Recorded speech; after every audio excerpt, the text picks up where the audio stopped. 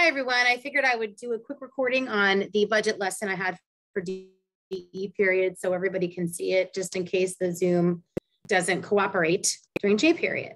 All right, let's get started. First things first, I'm going to share my screen with you and I'm going to show you the basic template that I use for budgeting. Now, the budget is going to look different for everybody. And whether you decide to do a written budget, a physical budget, an online budget, an app, it doesn't matter. You do what's best for you, but I'm going to show you the format and give you some examples. So let's get started.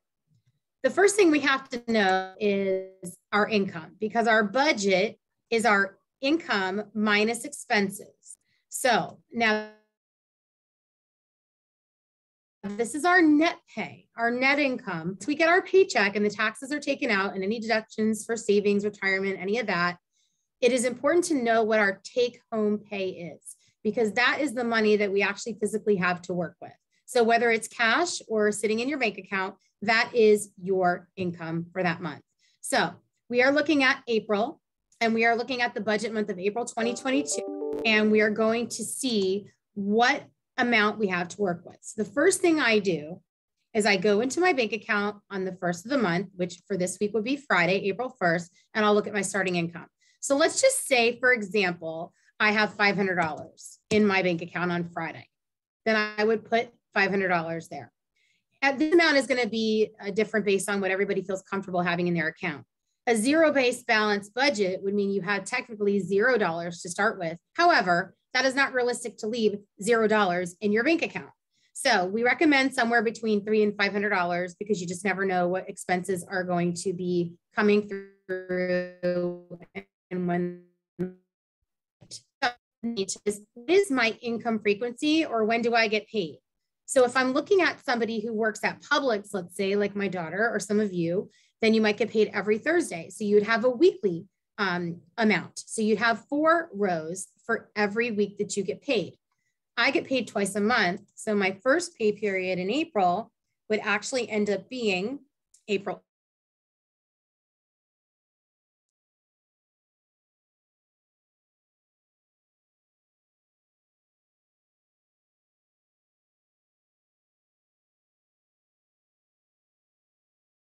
We're just going to assume that, for example, me gets paid twice a month or every other week, biweekly. So for April, we are at a budget of, I'm just going to make up these numbers. It's not my real pay, but let's look at a budget number of $1,500 take home pay per April is how much? Well, lucky for us in Excel, we can just highlight the rows, click auto, and it totals it up for us, okay? Except for I want the auto sum to come in this last column here. All right, so if I asked you how much is the budget for April, the projected income, you would tell me $3,500. So let's get started with expenses. Now, the true cost of adulting has a lot of categories that I asked you to check in March. So let's look at this. Typically you'd have rent or mortgage, and some of you will have rent to pay when you go away to college and you're, maybe in an off-campus apartment. So we're going to put rent/mortgage.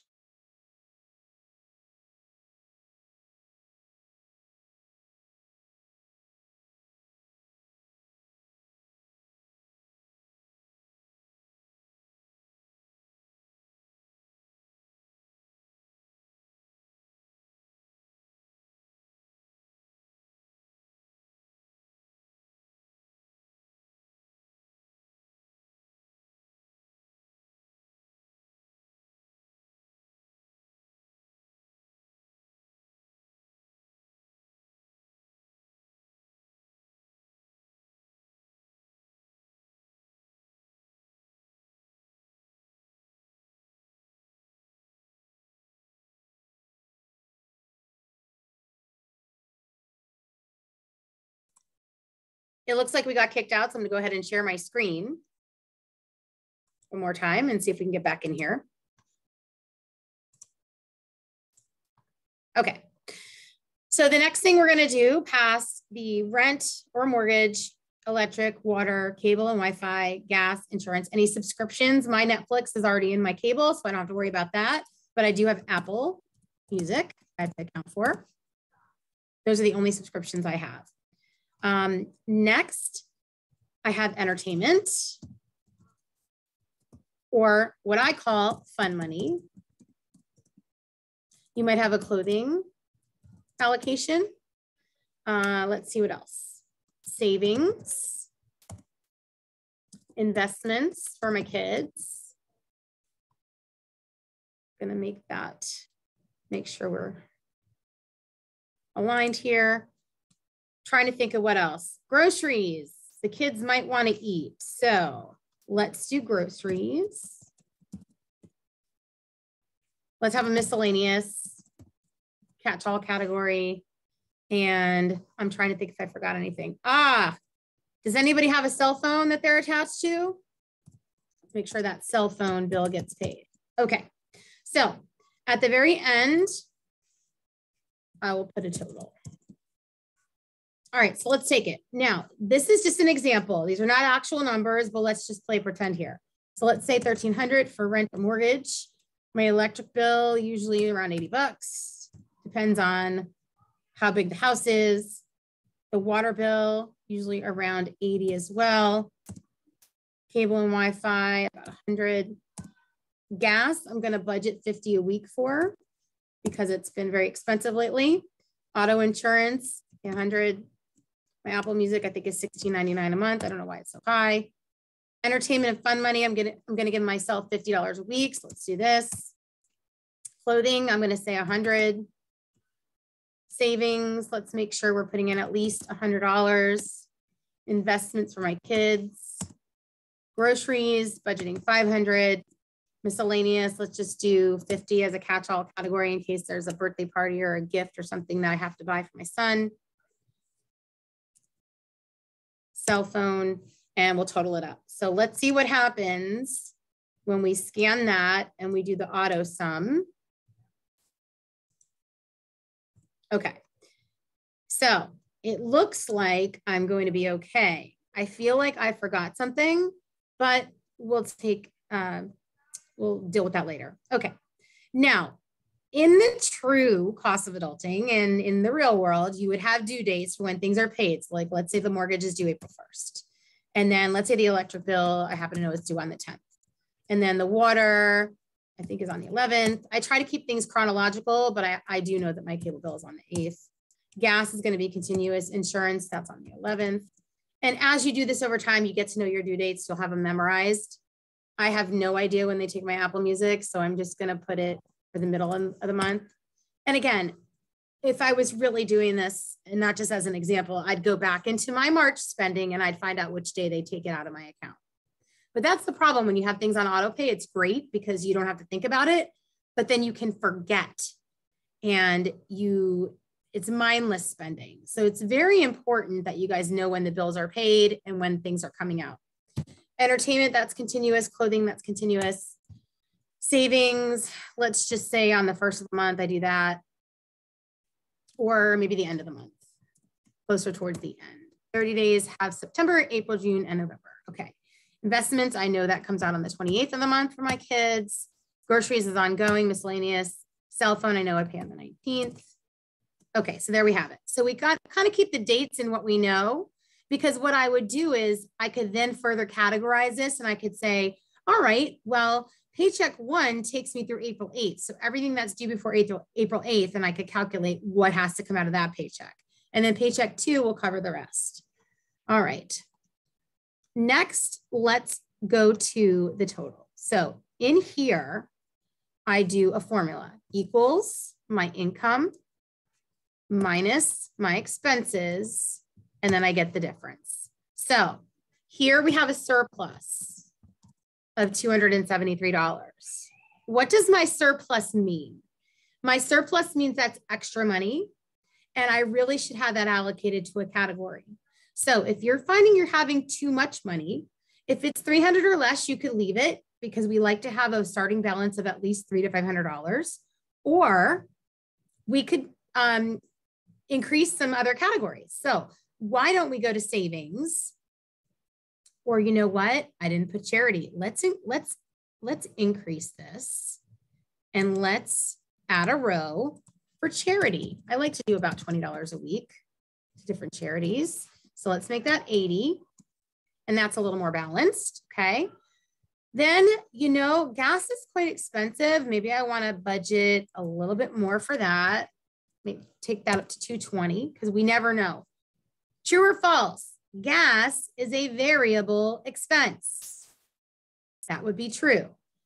But my rent or mortgage is what we call a fixed expense. I always know what it's going to be. When you know what your expenses are, it's much easier to budget. I don't know what I'm going to spend because I'm chaperoning prom and I might buy a new dress. I don't know what I'm going to spend. Maybe I need $200 in the clothing budget because maybe I'm getting a new dress. Or maybe I'm going to take an old dress and get it altered. Who knows? All right, so I can increase that category. The other thing I could do is I could bump up my savings to 125. And you know what? Maybe I'm treating myself. Let's add this category in here. Maybe I'm treating myself to some extra coffee this month.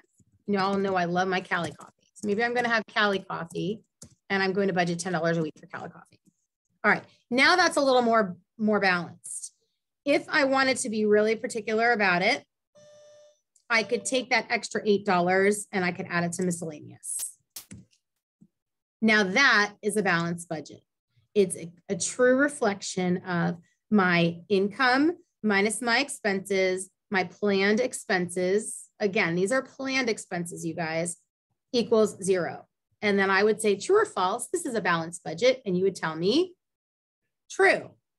Okay, so now we go to the next part of it. Now we need to look at a budget that you are going to do for the month of April, which is a little more realistic to your expenses. So we already know that we tracked several categories. I'll get rid of this. Your income is going to look unique to your situation. But what if I don't get a paycheck, Ms. Stutesman? Well, do you get an allowance? Do you have a certain amount that your parents let you spend every week? You're spending money from somewhere. It doesn't matter if it's yours or not. But when it is yours, you tend to pay a little closer attention.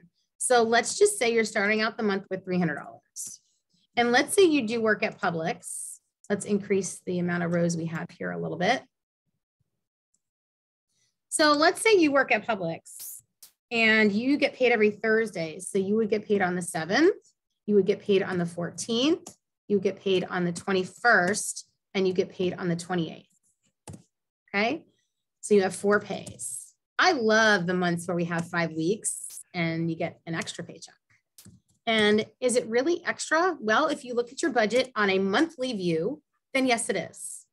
Okay, so let's say you make about 150 a week at Publix. Then we would average, okay? Now, if you don't know how much you make, you can go back through some old paychecks. You can go into your portal and you can say, well, I made about this much in January, about this much in February, about this much in March. And you could average what you think your weekly pay is going to equate to, and that's how you can estimate it. Again, a budget is just a projection of what you think you're going to spend and planned expenses, both fixed and variable, and then you adjust based on what your actual spending is. It's budgeted versus actual, and then you have either a surplus or a deficit. All right, so now based on this projection here, we think we're starting with about $300, and we're planning on making $600. Well, what if I'm sick one week and I don't get this money and I don't work all week? Then we have to take it away. That is something we don't know until it happens. But right now we are planning on having about $900 to work with. So let's look at our expenses. We tracked gas, we tracked entertainment. In our March challenge, we tracked miscellaneous. We also tracked food and beverage, and we tracked self-care. Self-care might be a little more expensive in April because we have prom, if you're a senior. So let's do this. Let's delete some of these other rows. so that we can bring our totals back up because we don't need them. We'll just right click and delete those. Highly recommend you take an Excel class. It'll help you in the workplace with internships or anything that you're going to do going forward. And for your own personal life, it's amazing. All right. I think that you have numbers in your iPad and these templates would actually copy and paste in there. So that might be helpful to know. All right. So the most important thing about this assignment for you guys for your budget for April is your expenses that you project in April should be at least what you spent in March, because it is what you're spending. Now, if it goes up or down, that's okay. But let's look at this. So let's say I spent $130 in gas in March. Then I should have at least probably planned out 150 for April. So let's do 150. Entertainment, let's give ourselves 25 bucks a week. Maybe we're going to go to the movies. Miscellaneous, let's do 100 because you never know what's going to come up. Food and beverage, you guys are spending a fortune on food. So we're going to give you 50 a week. It's probably closer to 100 a week that you need, but, and then self-care, let's do 100 because you might get a haircut, mani-pedi, that kind of thing. All right, now let's see what we total up to. We'll auto sum, and it looks like we're at 650. So based on that, our projected expenses for April do net out to be less than the money we expect to bring in. So that is very good. Now, what if you spent $300 in gas because you drive a truck and you spent a lot of money in gas? Well, you're going to have to account for that. So your budget should be at least what you spent last month, if not a little bit more for a cushion. So 10 to 20% cushion for inflation and variable expenses. So entertainment wise, I think we're okay. Miscellaneous, we are missing a couple categories though here. We don't have any savings. And I really highly encourage that you guys put at least 25 to 50 bucks a month away. You know how I feel about pay yourself first. And obviously for the retirement account, it's a little more conservative right now while you're not making as much money, but at least 10% you should save. So I would say $90 for savings. And I think we're going to round that right up to 100. And then look what happens. We've got a balanced budget. So hopefully this helped you. You do not have to use my exact template, but this is the one that I actually use. And I just copy and paste it every month. I change the dates and I go from there. So I will be posting your assignment in Canvas with an example. It doesn't mean you use my example. You use whatever works for you. If you have a piece of paper that you write on your stuff and you do it in a notebook and you take a picture of that and submit that, is that a budget? Yes, that's a written budget. Anything, any system that works for you is okay with me as long as you have the requirements in the rubric, and I will post all that for you.